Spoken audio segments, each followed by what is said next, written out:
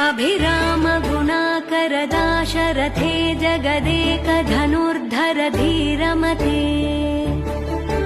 रघुनायक राम रमेश विभो वरदो भवदेव दया जलधे